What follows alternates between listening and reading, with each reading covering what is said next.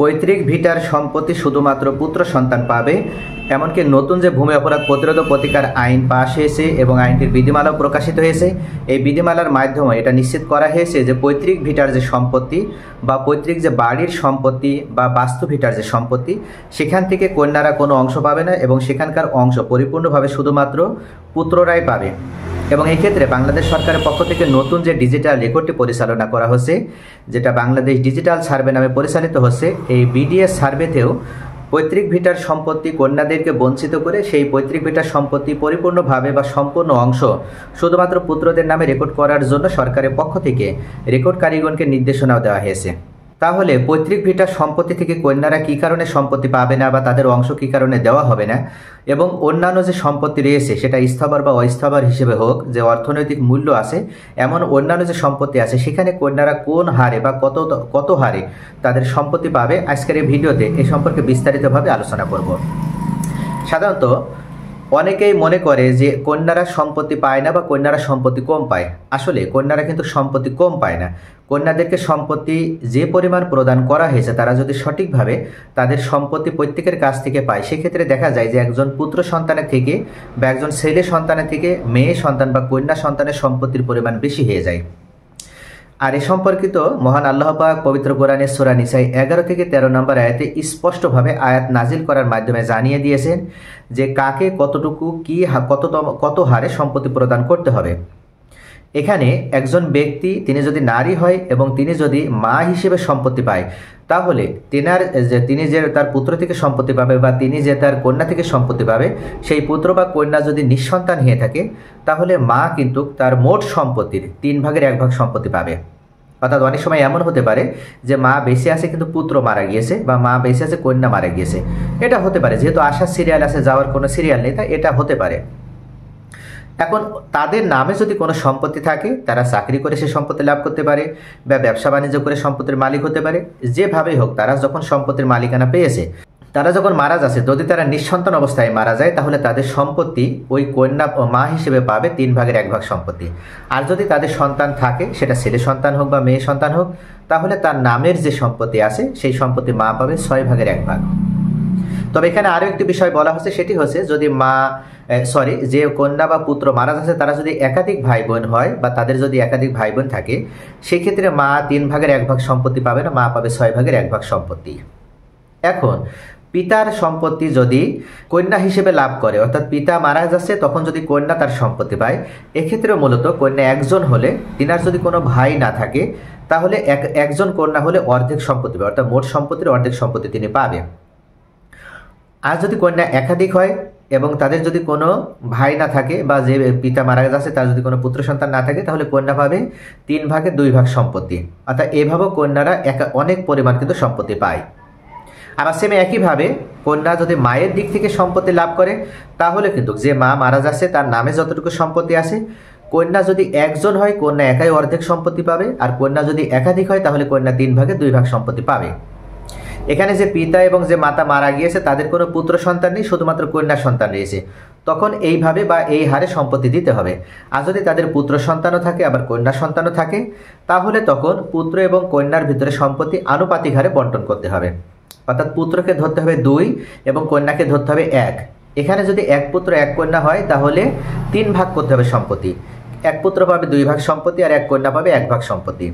আর যদি 1 পুত্র 2 কন্যা থাকে তাহলে সম্পত্তি 4 ভাগ করতে হবে। 1 পুত্র পাবে 2 ভাগ সম্পত্তি আর কন্যারা 1 ভাগ করে 2 ভাগ পাবে। যদি 2 পুত্র 1 কন্যা থাকে তাহলে সম্পত্তি 5 ভাগ করতে হবে। এখানে 2 পুত্র 4 ভাগ পাবে আর 1 কন্যা 1 ভাগ সম্পত্তি পাবে। তো এইভাবে মূলত সম্পত্তি বণ্টিত হবে। তবে কন্যা যদি তার ভাইয়ের দিক কাছ থেকে সম্পত্তি পায়, সেক্ষেত্রে কিন্তু কন্যা সম্পত্তি পায়, মানে তিনি বোন হিসেবে সম্পত্তি পায়। এখানে যে ভাই মারা গিয়েছে তার কোনো পুত্র সন্তান নেই, শুধুমাত্র কন্যা সন্তান আছে। অর্থাৎ এমন একজন ব্যক্তি মারা গিয়েছে, ধরে নিই আব্দুর রহিম নামে একজন ব্যক্তি মারা গিয়েছে। এখন আব্দুর রহিমের কোনো কন্যা সন্তান নেই, কোনো পুত্র সন্তান নেই, কিন্তু আব্দুর রহিমের কন্যা সন্তান আছে রহিমা। এক্ষেত্রে রহিমা তার সম্পত্তি পাবে, নির্দিষ্ট পরিমাণ সম্পত্তি পাবে। যদি রহিমা একা হয় তাহলে রহিমা একাই অর্ধেক পাবে, আর যদি রহিমার সাথে তার আরেকটা বোন থাকে, যদি কারিমা থাকে, তাহলে রহিমা এবং কারিমা মিলে ওরা 3 ভাগের 2 ভাগ সম্পত্তি পাবে। বাকি যে সম্পত্তিটা অবশিষ্ট হবে সেই সম্পত্তি বোন পেয়ে যাবে। অর্থাৎ ভাইয়ের সম্পত্তি কিন্তু বোন পায়। এখানে তো চরম একটা বিষয়। অর্থাৎ আপনি দেখবেন যে ভাই মারা গিয়েছে, সেক্ষেত্রে কিন্তু ভাইয়ের যে নামের পাশে যে সম্পত্তি আছে সেই সম্পত্তি বোন পেয়ে যাচ্ছে। আর যদি এমন হয় যে ওই ভাইয়ের কোনো পুত্র সন্তানও নেই, কন্যা সন্তানও নেই, শুধুমাত্র বোন আছে, তাহলেও কিন্তু বোন ওই ভাইয়ের সম্পত্তি পাবে। একজন হলে অর্ধেক পাবে, আর একাধিক হলে পাবে 3/2 সম্পত্তি। তো দেখা যাচ্ছে যে পবিত্র কোরআন অনুযায়ী যেভাবে সম্পত্তি বন্টন করা হয়েছে সেই আলোকে যদি বন্টিত হয়, তাহলে একজন মেয়ে, একজন নারী, তিনি বিভিন্ন ক্ষেত্রে, বিভিন্ন জায়গায়, বিভিন্ন চরিত্রের মাধ্যমে তিনি কিন্তু সেই সম্পত্তি লাভ করছে। এমনকি তিনি স্ত্রী হিসেবে স্বামী সম্পত্তিও পাচ্ছে। অর্থাৎ যার সাথে তার বিবাহ হয়েছে, তার যে স্বামী, তার নামে যে সম্পত্তি আছে, স্ত্রী তিনি 8/1 সম্পত্তি পাবে। যদি তাদের যদি সন্তান থাকে, আর যদি তারা নিঃসন্তান হয়, তাহলে এই স্ত্রী কিন্তু 4/1 সম্পত্তি পাবে। তো এভাবে দেখা যাচ্ছে যে একজন মেয়ে তিনি যে চরিত্র নিয়ে বা তিনি হচ্ছে যে বিষয়টি নিয়ে, যে সম্পর্ক নিয়ে যেখানে যাচ্ছে, সেখানে কিন্তু তাকে সম্পত্তি দেওয়া হয়েছে, কোথাও তাকে বঞ্চিত করা হয়নি। তাহলে এভাবে দেখা যায় যে কন্যারা একাধিক সম্পত্তি একাধিক জায়গায় পাওয়ার কারণে এবং একাধিক পরিমাণে পাওয়ার কারণে তার সম্পত্তির পরিমাণ সমষ্টিগত দিক থেকে যদি দেখা হয়, তাহলে তার ভাইয়ের থেকে তার সম্পত্তির পরিমাণ বেশি হয়ে যায়। তো এখানে যেহেতু নতুন যে আইনটি এসেছে বা নতুন যে বিডিএস রেকর্ডটি কার্যকর করা হচ্ছে, এই নতুন আইন বা নতুন যে বিডিএস রেকর্ড, এখানে কিন্তু পৈতৃক যে ভিটার সম্পত্তি, এই পৈতৃক ভিটার সম্পত্তি থেকে শুধুমাত্র কন্যাদেরকে সম্পত্তি দেওয়া হবে না, এই বিষয়টি নিয়ে কিন্তু অনেকে আলোচনা করে এবং অনেকে মনে করে। আসলে কি বিষয়টি সঠিক? না, বিষয়টি কিন্তু আসলে সঠিক নয়। কেননা পবিত্র কোরআন যদি আমরা অনুসরণ করি এবং পবিত্র কোরআন অনুযায়ী যদি আমরা ফারাইজ মেনে চলি এবং আমরা যদি নিজেদেরকে মুসলিম হিসেবে দাবি করি, তাহলে মুসলিম আইন অনুযায়ী আমাদের যখন সম্পত্তি বন্টন করতে হবে, তখন অবশ্যই সেটা পৈতৃক ভিটার সম্পত্তি হোক, বা সেটা আবাদি সম্পত্তি হোক, বা সেটা বাগানের সম্পত্তি হোক, বা সেটা যে কোনো জায়গার সম্পত্তি হোক না কেন, এক কথায় যেটার অর্থনৈতিক মূল্য আছে, সেটা স্থাবর সম্পত্তি হতে পারে বা অস্থাবর সম্পত্তি হতে পারে, প্রত্যেক জায়গা থেকে কন্যা তার অংশ অনুযায়ী সে পাবেই। অর্থাৎ সে যদি পিতার সম্পত্তি পায়, পিতা মারা যাবার পর পিতা যে বাড়ির জমিতে তার হয়তো আছে 10% জমি, ধরে নিই যে 10% জমি তার আছে, একজন পিতা মারা গেছে, এখানে এই পিতার 2 পুত্র 1 কন্যা সন্তান আছে।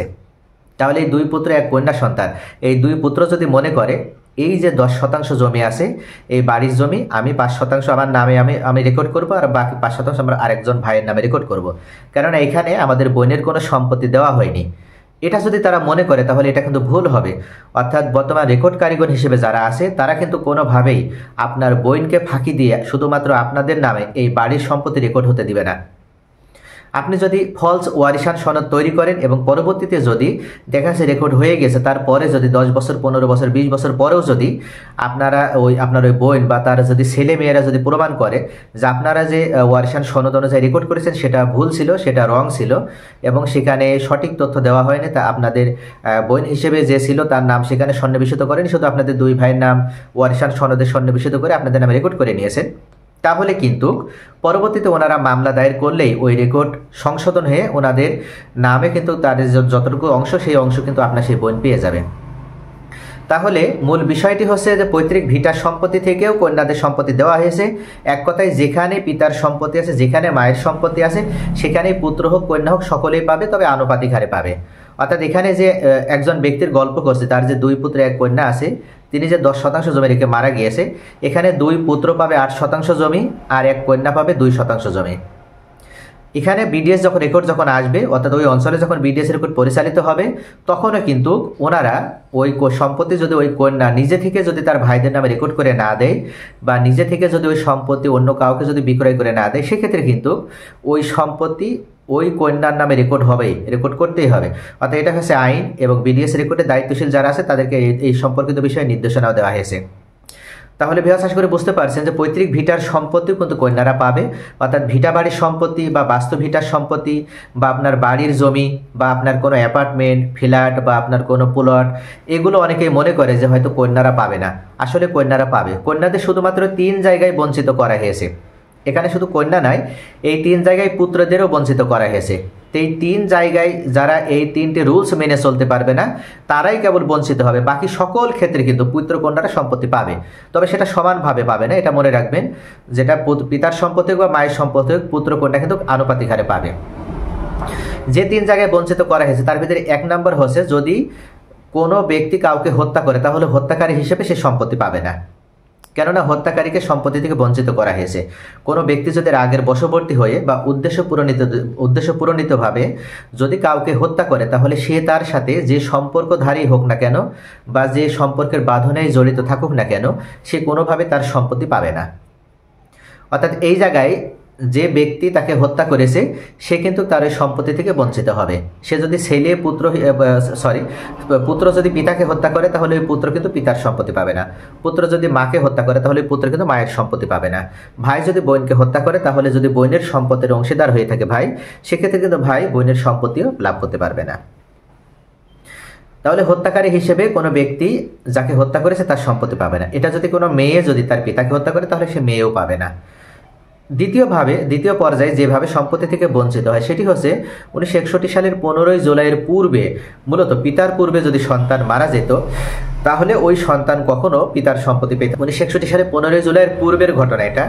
অর্থাৎ ওই সময়ে মূলত যদি কোনো ব্যক্তি মারা গিয়েছে তার পিতার পূর্বে, সেটা মেয়ে সন্তান হোক বা ছেলে সন্তান হোক, যদি তিনি নিঃসন্তান হয়ে থাকে তাহলে কিন্তু তিনি ওই সম্পত্তি, অর্থাৎ তিনি বেঁচে থাকলে যতটুকু সম্পত্তি পেত সেই সম্পত্তি তিনি পাবেন। অর্থাৎ পরবর্তীতে তার পিতা যখন মারা যাবে তখন ওই পিতা মারা যাবার সময় তার জীবিত যে ছেলে মেয়েরা আছে শুধুমাত্র সেই জীবিত ছেলে মেয়েরা তাদের সম্পত্তি পাবে।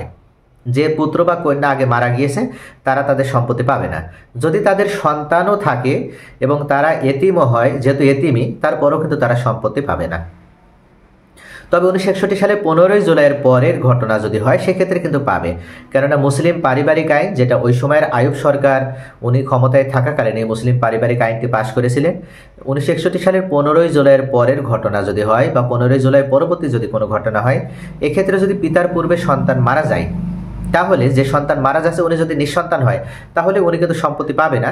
তবে উনি যদি সন্তান রেখে মারা যায়, অর্থাৎ ধরে নেই ওনার পিতা বেঁচে আছে, অর্থাৎ পিতার নাম ধরে নেন যে এমন একজন ব্যক্তি, ধরে নিলাম যে উনি আব্দুল গফুর, তাহলে আব্দুল গফুর বেঁচে আছে, এখন গফুরের মেয়ে মারা গিয়েছে, এখন গফুরের মেয়ে হচ্ছে শরীফা, এই শরীফা মারা গিয়েছে।